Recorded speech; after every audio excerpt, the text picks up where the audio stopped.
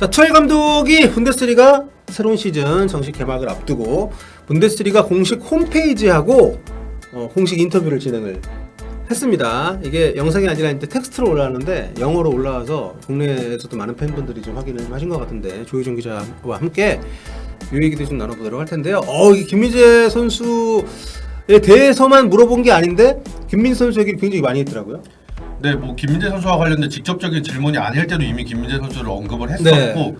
또 김민재 선수에 대한 별도의 질문이 들어오기도 했습니다. 분데스리가 차원에서도 김민재 선수의 영입을 되게 좀 주의 깊게 지켜보고 있다는 게 아닌가 싶은데 네. 이 질문에 답을 하면서도 굉장히 열심히 굉장히 설명을 했습니다. 표정이 그려집니다.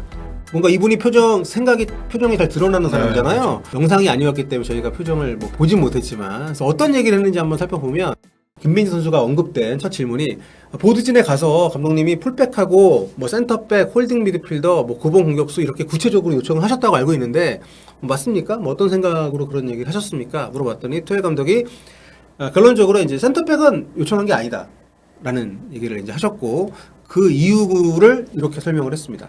센터백은 정말 어쩌다 이렇게 된 거다. 김민재가 바이에른뮌 합류에 엄청난 열정을 보여주면서 결심해준 것이 슈퍼 해피하다. 그렇죠. 슈퍼 해피. 네. 그냥 해피도 아니고. 슈퍼 해피. 베리 해피도 아니고. 네, 리얼리 해피도 아니고 그렇죠. 슈퍼 해피입니다. 안 올 줄 알았거든요. 원래는 루이카 헤르난데스하고 올 시즌에 함께 갈 예정이었어요. 그런데 시즌이 끝나고 루이카가 떠나고 싶다고 파리 생제르맹 오퍼를 들고 왔기 때문에 어쩔 수 없이 대체자를 찾는 와중에 김민재가 대체자라고 생각을 해서 제안을 했는데 안 올 줄 알았다는 거죠. 그렇죠. 김민재가 그러니까 이게 참 우리 입장에서는 상상이 안 가는 건데 김민재가 우리 팀에 오려고 할까?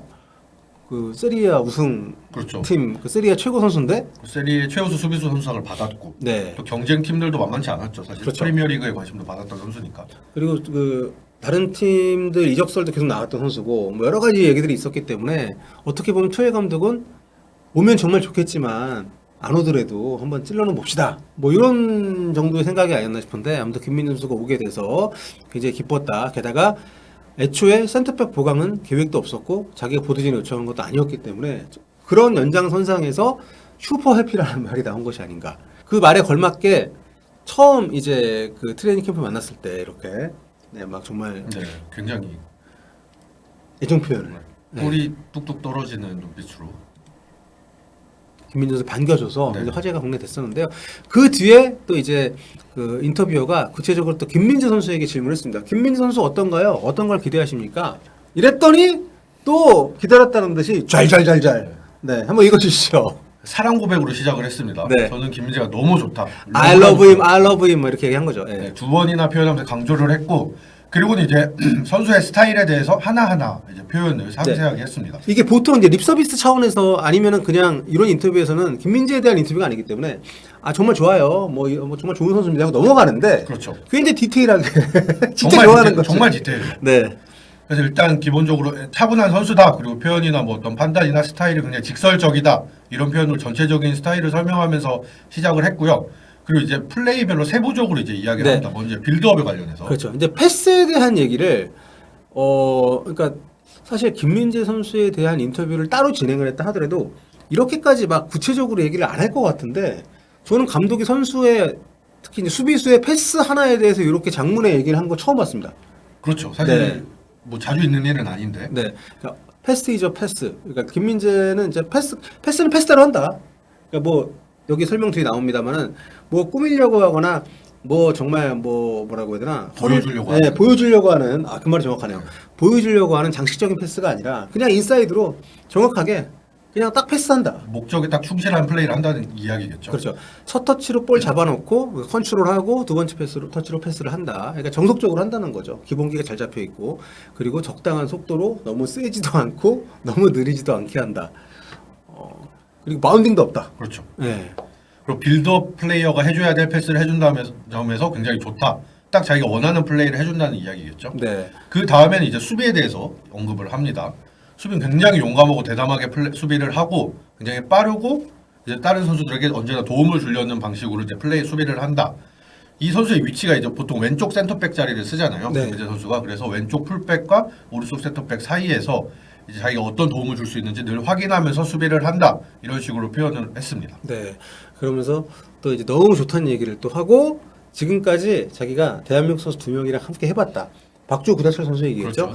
그렇죠. 김민재도 똑같은 것 같다.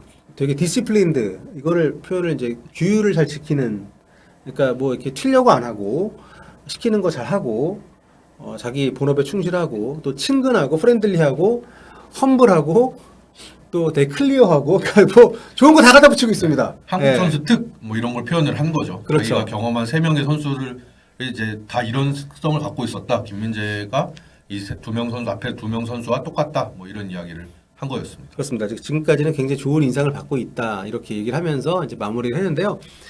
아직 시즌이 시작이 안 됐지만 슈퍼컵 때 어쨌든 출전을 시켰었고 프리시즌 때도 같이 좀 했었기 때문에 본인이 생각했던 기대했던 부분들이 같이 훈련을 하고 경기에 내보냈을 때도 나오고 있다라는 어떤 그런 검증이 됐다라는 어느 정도 뭐 그런 좀 고백이 아닌가 이런 생각이 좀 들고 게다가 이제 한국 선수들 프로모션까지 해줬습니다. 그렇죠. 네. 한국 선수들이 이런 특성을 갖고 있다고 자기가 경험한 모든 선수들이 그랬다고 이야기를 한 거니까 네.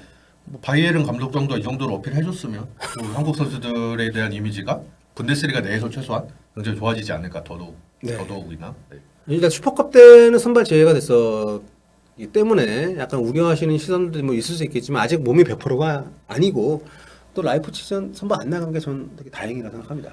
그리고 오히려 뭐 네. 바이에른 팀 입장에서는 굉장히 안 좋은 경기였지만 김민재 선수 개인의 뭐만 따지면 응원하는 입장에서만 보면 뭐 긍정적일 수도 있는 상황이었던 게 바이에른 어차피 수비가 전반 흔들리는 모습이 있었고 네. 그 1순위로 이제 투엘 감독이 김민재를 투입하는 선택을 변화를 줬다는 게 뭐 향후 이제 김민재의 경쟁 관계에서는 굉장히 좋은 상황이 되지 않았을까 싶습니다. 네, 그렇습니다. 뭐 최근에 연봉 랭킹이 또 현지에서 공개가 돼가지고 뭐 집계에 따라서 더리우트보다 높다는 것도 있고 낮다는 것도 있긴 한데 어쨌든 굉장히 엄청난 연봉을 받으면서 바이에른 뮌헨이 그야말로 모셔갔고요.